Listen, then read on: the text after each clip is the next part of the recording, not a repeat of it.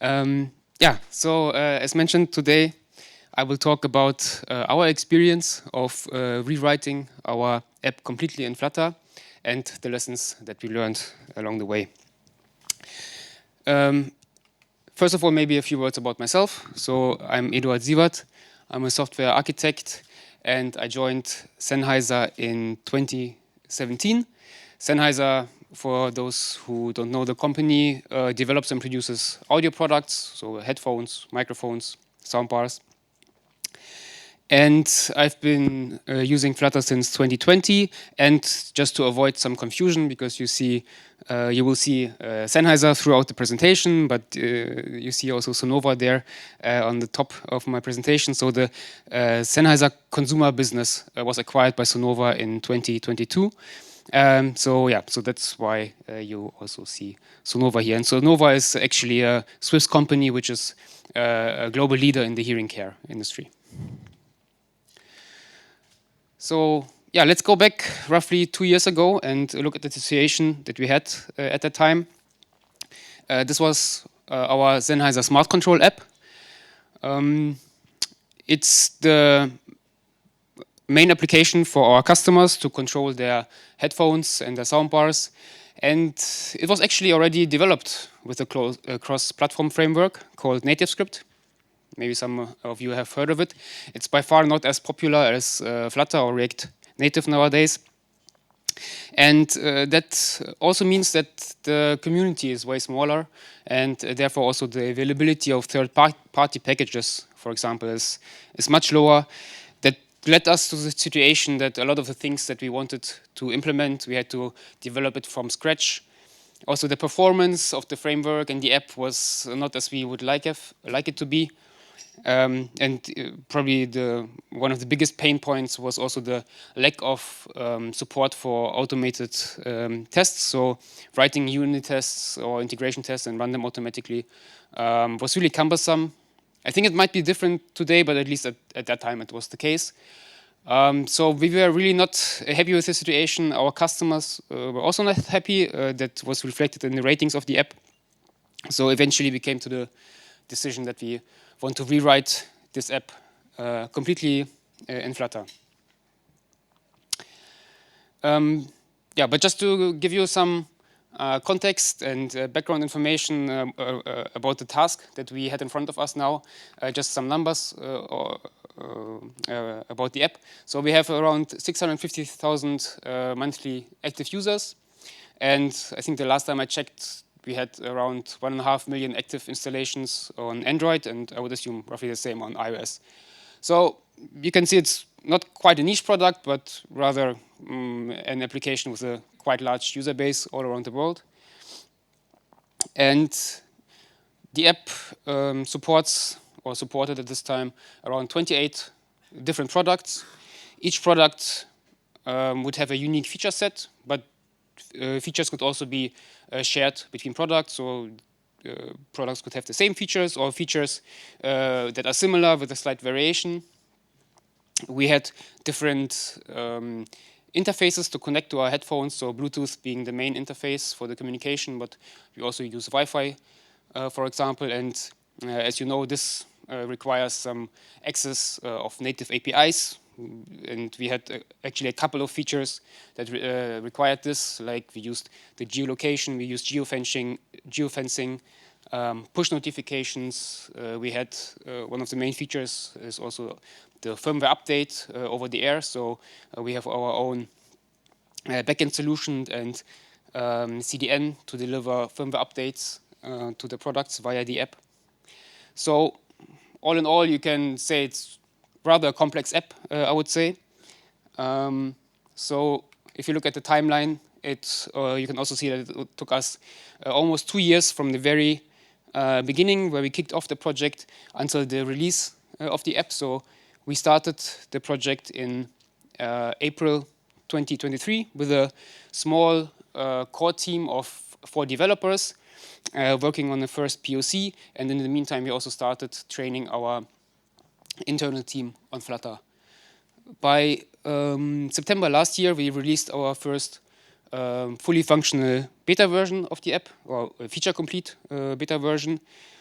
distributed it to some external users for beta tests, gathered feedback, fixed bugs, and then successfully launched the app in March this year, so roughly 3 months ago. So yeah, and this is where we at today. This is our Sennheiser Smart Control Plus app, as said, just launched a few months ago. It has all the basic functionality of the old app, plus some new features, and also in a lot of places we improved the UI and UX of the app. And also, thanks to Flutter, the app really feels way more performant and responsive, which is also noticed and appreciated by our users. But probably the most important benefit from our side is that we are really able to deliver features and new updates much faster now than we were able with the old application, also thanks to Flutter, obviously. So yeah, as you can probably hear, we are very happy with the launch of the app, and so are also our users of the app. So here is just some collection of real customer feedback that we got. Like, for example, the new app feels smooth and UI UX improved a lot comparing to the old app. Great job. So yeah, obviously also our users love the app, and it's also already showing in the ratings of the app, which are greatly improved compared to the old one. Right, so this now you know a bit about the context of the app and our project that we completed. And now I would like to talk a bit about the lessons that we learned along the way. And as I've seen all of my speakers before, they had a similar situation actually, where they kind of transitioned from an existing app to a new one, so had to rebuild it, and they already shared some of their lessons, and some of the ones that we had are obviously similar. But yeah, maybe there are some that might be also helpful to you if you find yourself in the same situation in the future. So the first thing I would like to recommend is really to take the time to work on the architecture in the very beginning, especially if you have the situation where you have an old app that you rewrite. You already know the problems of your old app and the pitfalls that you encountered there. So really use the opportunity that you're starting from a green field. So just as an example, in our old application, our old app was only able to connect at one product or headphone at a time. And there was actually no technical reason for it. It was just a result of the architecture. So of course, in the new app, just by choosing the right architecture, the app can connect to multiple products. And so we really took the time of, I think, around 2 months with 4 developers just to work on the fully functional architecture POC, taking into account all the learnings that we had from the old app, and, for example, provide proper abstractions for the parts of the app where we know that there's going to be a lot of changes in the future. And that really paid off for us now. So now we are really able to integrate new products, new interfaces, new communication protocols really easy without affecting the existing code base. So yeah, as a popular definition of software architecture says, software architecture is the things that are hard to change later. So yeah, really try to get it right in the beginning, avoid building a quick and dirty POC and then base your whole application on it, and then regret it when you realize that you have to refactor everything half a year down the road. The next thing that I can really recommend is make sure that you have an expert on the team, especially if you're choosing a new framework, a new technology. Obviously, you won't have, or usually you won't have, expert for this technology in your team. So you can, of course, try to train your engineers, but becoming an expert takes time. Usually you don't have that time, and you will probably have to hire or get external help. So obviously that's also what we did by reaching out to LeanCode, and it proved to be super helpful for us. Because you're always going to run into the situation where you have these difficult, complex problems. It might be only 1% of the problems that you run into, but these are the ones that are gonna drain a lot of your time. It's gonna block your team, or it's gonna eventually even reduce the functionality of your app. So it's really important to have somebody that can tackle these problems and can help you progress with your project. Another thing, and I think that was also already mentioned, and I can totally agree, try to prioritize the development of the new app and try to focus your available resources on the new app. That, of course, will mean that your current app will kind of go into maintenance mode. There's not going to be any new feature releases, and not everybody will like that. So it's really important to get the buy-in from all your stakeholders to this, and that's also what we did. So we actually had one last major release of the old app, and then we went into maintenance mode and focused all our resources on the development of the new app. Because what you really want to avoid is to have a situation where you still keep developing the old app, keep pushing releases there, and draining resources from the new app development. Because in the end, you're just delaying the release of the new app, and you really don't want to find yourself in that situation. So another thing that was also already mentioned, I think, is what really helped us to be more productive was the use of a design system and golden tests. Actually, the design system was the very first thing that we started with. So we worked with our designers on creating a design system, and then right after translated this design system into a component library. And that made it then really easy for our developers, once we started the feature development, to use these components from the library to build the UI.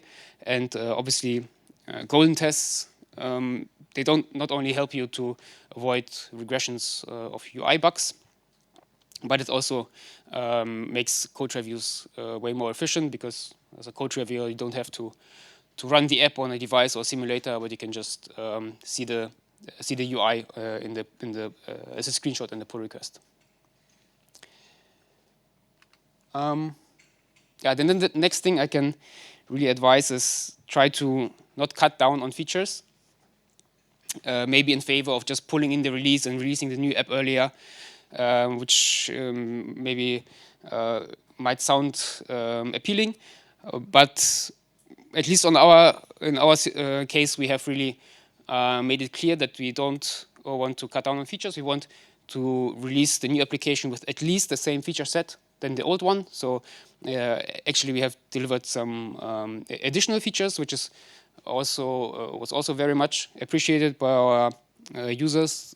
They really love the new features, and of course, it's also an incentive for the people to move from the old app to the new app.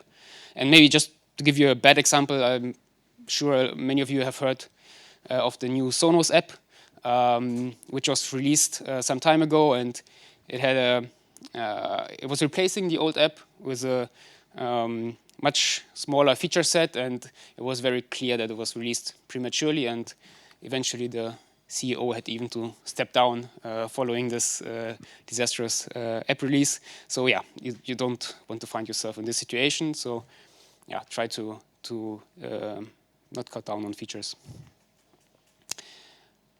And yeah, this actually already the last but not least point I would like to highlight.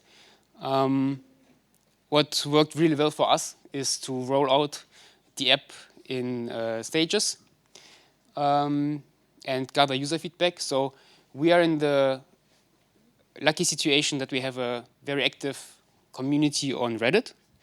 So there's the Sennheiser channel that has around 45,000 members, I think.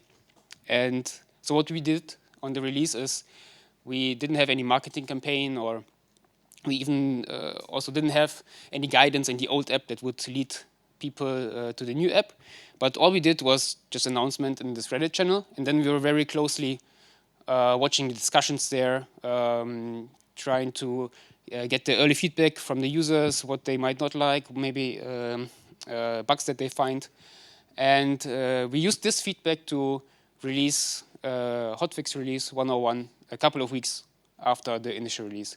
And yeah, this was really helpful for us. Also, the users really loved that. So I also here just collected some feedback actually from this channel that I would like to read to you. So thank you all for the work. So nice to see a company that's so engaging with the customers. The only brand that listens. Thank you, Sennheiser, and I'm very glad I purchased these over other brands. I personally haven't come across another company that listens to its customers like Sennheiser so far. Thanks for listening to us. You guys are making your customers loyal to you. So yeah, as you can see, it's not only a way to get feedback, but it's also actually a way to boost brand loyalty with the people that are involved and that get the chance to provide their feedback. So yeah, this is already the end of my presentation. I hope I had the chance to present you a bit about our journey and some of the lessons we learned, and hope they can be helpful to you in the future. Thank you.